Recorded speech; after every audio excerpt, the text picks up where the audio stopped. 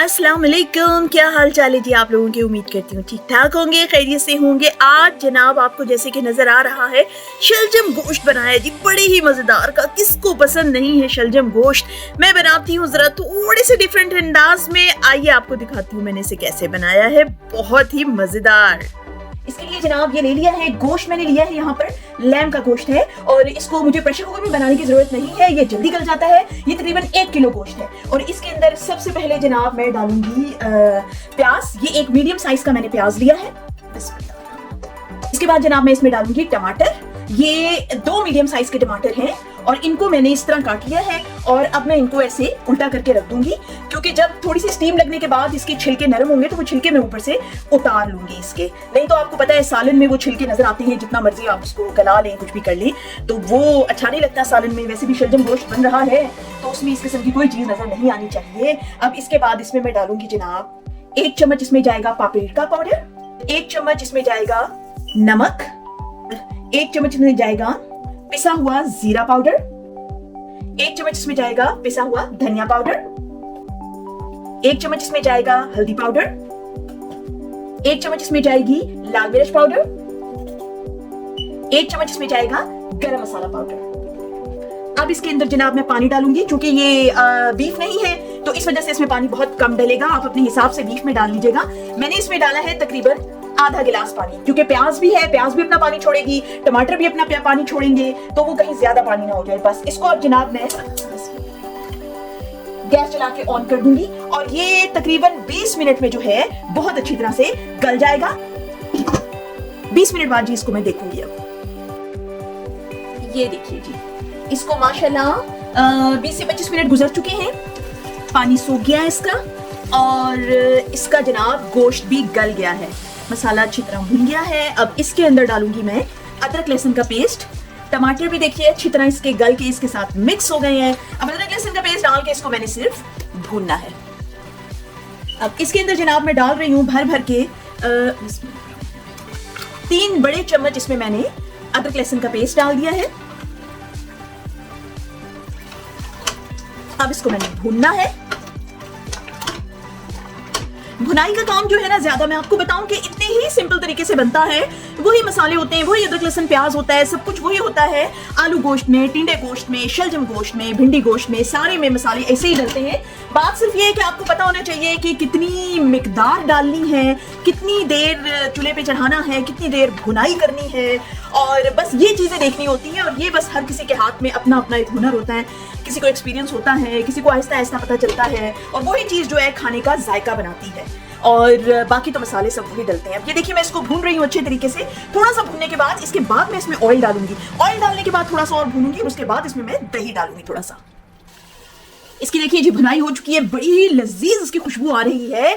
और अब इसमें मैं डालूंगी ऑयल। आपके पास जो भी ऑयल है वो आप डाल लें। ये तकरीबन 4 टेबल स्पून के करीब जो है ऑयल है। ये मैं सरसों का तेल इसमें इस्तेमाल कर रही हूँ। जैसा कि मैंने आपको बताया है, मैं सरसों का तेल ही इस्तेमाल करती हूँ, या ऑलिव ऑयल। अब इसकी देखिए शक्ल कैसी निकली है। मैंने आपको बताया है ना कि बस सारा जो चक्कर है ना वो ये है कि कितनी क्वांटिटी में मसाला डालना है, और कितनी देर किस मसाले को कितनी देर बाद भूनना है, तो तभी उसकी शक्ल जो है निकल के आती है। अब ये देखिए इसको मैं थोड़ा सा ऑयल के साथ भूनूंगी। थोड़ा सा भून जाए, कच्चे मसाले की स्मेल खत्म हो जाए, तो उसके बाद इसमें मैं दही डालूंगी। ये देखिए जी तेल डाल के मैंने इसको भून लिया है काफी ज्यादा। अब इसमें मैं दही डालने लगी हूँ। मैंने फ्रिज में चेक किया तो दही एक्चुअली खत्म हो गया है। और कल जो है मैंने रात को वो एक्चुअली लेग बनाई थी, लैम लेग, तो उसके साथ मैंने चटनी वो सारी दही की बना ली थी, तो वो चटनी पड़ी थी, उसमें मैंने ग्रीन मसाला बड़ा मजे का बना के डाला था, तो वो बल्कि और ज्यादा मजेदार हो जाएगा। मैंने कहा चलो वही डाल देती हूँ। अब इसमें 2 चम्मच जो है मैं वो डाल रही हूँ चटनी ग्रीन मसाले, इससे और ज्यादा बल्कि मजे का हो जाएगा। अब इसको डाल के मैंने थोड़ा सा भूनना है इसको, बस 5 मिनट इसको मैं भूनूंगी, और उसके बाद इसमें शलजम डालने का वक्त आ जाएगा। जरूरत पड़े तो पानी डाल डाल के भी आप भून सकते हैं इसको। जी जनाब ये देखिए दही डालने के बाद इसको 5 से 6 मिनट मैंने इसको भूना है, और हल्का सा पानी डाल के इसको मैंने रख दिया था। बड़ा प्यारा मजे का मसाला इसका बन के तैयार हो गया है। और अब इसमें जनाब वक्त आया है शलजम डालने का। शलजम मैंने काट के और पानी में भिगो के रख दिए थे, ये देखिए माशाल्लाह बड़े अच्छे शलजम आए आज मुझे मिले, वरना अक्सर ये होता है शलजम जो है वो अंदर से फोके निकलते हैं। कितनी मरतबा ऐसा हुआ है कि मैं इतने सारे शलजम लेकर आई हूँ और ऊपर से बड़े वो ताज़ा सख्त से बड़े अच्छे दिखते हैं, खोलो काटो तो जनाब बीच में सारे फोके। लेकिन आज अल्लाह का शुक्र है कि बड़े ही अच्छे शलजम माशाल्लाह मिल गए। अब इनको थोड़ा सा बस शलजमों को भूनना है कि थोड़ा सा मसाला इसमें थोड़ा सा रच बस जाए, भून जाए। उसके बाद जो है उसके अंदर मैं पानी डाल के और गलाने को रख दूंगी। बल्कि पानी नहीं डालना, मैंने इसमें जो चीज डालनी है ना गलाने के लिए वो मैं आपको भी दिखाऊंगी कि मैं क्या डालती हूँ। ये देखिए जी माशाल्लाह बहुत ही अच्छी तरह से शलजम भी भुन गए हैं इसके अंदर। अब मैं इसके अंदर क्या डालने वाली हूँ, इसके अंदर जनाब मैं डालने वाली हूँ, ये देखिए ये मैंने जो कल बनाई थी लेग बनाई थी तो उसमें उसको जो है ना मैंने बेक किया था, लेकिन उसका पानी बहुत ज़्यादा मैंने उसमें जो है ना दही डाला था, अनियन डाली थी, बहुत सारी चीज़, जिसकी वजह से उसका बहुत ज़्यादा अच्छा सूप निकल आया। ये सारा जो है उसका ये कोलेजन है और ये प्रोटीन है इसके अंदर, और इसके इतने सारे फ़ायदे हैं कि मैं आपको एक दफ़ा में जो है ना गिनवा नहीं सकती कि इसके कितने फ़ायदे हैं। ये जनाब स्किन की हेल्थ के लिए बहुत अच्छा है कोलेजन, और जॉइंट पेन जिनको होते हैं बहुत ज़्यादा उनके लिए बहुत बेहतरीन है, और ये जो आपकी हड्डियां लॉस होती हैं उसके लिए, बोन लॉस जिसे कहते हैं, वो उसके लिए बहुत मुफीद है। आपका मसल मास जो है वो बढ़ाता है, जिसके बाद आपको वेट लूज करना आसान हो जाता है बहुत ज़्यादा, और आपकी जो दिल की जो कंडीशन है उसको बहुत अच्छा रखता है, हार्ट हेल्थ को। और उसके अलावा जनाब बेतहाशा इसके फ़ायदे हैं, मैं आपको कितने बताऊं, बेशुमार फ़ायदे हैं। और आपको स्पेशली सर्दियों में तो जो है ना सूप लाजमी पीना चाहिए, लाजमी, चाहे वो चिकन का हो और गोश्त का हो, लेकिन हो ऑर्गेनिक घर की जो देसी मुर्गी है, देसी चिकन है, उसका सूप बनाएं। और बेतहाशा इसके फायदे, एंटी एजिंग है, सबसे बड़ी बात ये कि एंटी एजिंग है, तो रिंकल्स तक ये खत्म कर देता है जी। तो वो मेरा कल का बचा था और उसको जब भी मैं ये बनाती हूँ तो मेरा बच जाता है ना, तो मैं उसको अगले दिन किसी ना किसी सालन में इस्तेमाल कर लेती हूँ। तो आज जनाब पानी की जगह इसमें मैं ये डाल रही हूँ, बिस्मिल्लाहिर्रहमानिर्रहीम। ये देखिए ये इतना मजेदार था ये पानी इसका जो निकला था लैम्प का, और साथ ही खुशबू भी बहुत अच्छी है। अब ये देखिए जी इसके अंदर मैंने ये डाल लिया है और इसकी वजह से ये सालन भी बहुत मजेदार हो जाएगा। अब इसके अंदर जो है मैं पानी डालूंगी गर्म करके, ये देखिए, बाकी इसमें मैं गर्म पानी डाल रही हूँ। जितना शोरबा इसका बनाना है, सालन जितना बनाना है उस हिसाब से आप जनाब इसमें रखें। और शलजम गोश्त में सूखा भी बनाती हूँ, लेकिन जो सालन वाला शलजम गोश्त है उसका तो अपना ही अलग मजा है। और बड़े दिनों बाद एक्चुअली आज मैं बना रही हूँ, वरना जो है वो हमेशा मैं ज्यादातर जो है सूखा ही शलजम गोश्त बनाती हूँ।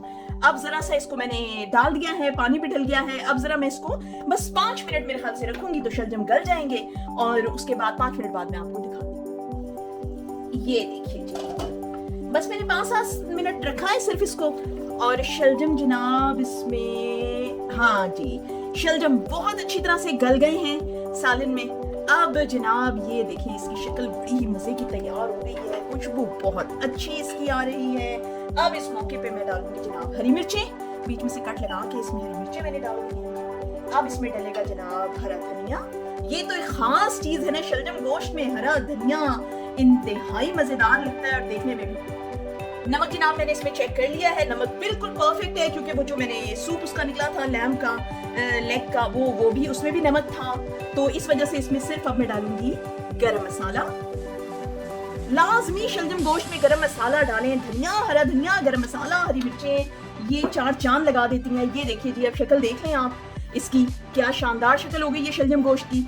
अब इसको जी मैं सिर्फ 2 से 3 मिनट इसको ढक के रखूंगी हल्की आंच पे, कि जरा थोड़ा गरम मसाला इसमें जो है रच जाए, उसके बाद मैं इसको डिश आउट करती हूँ।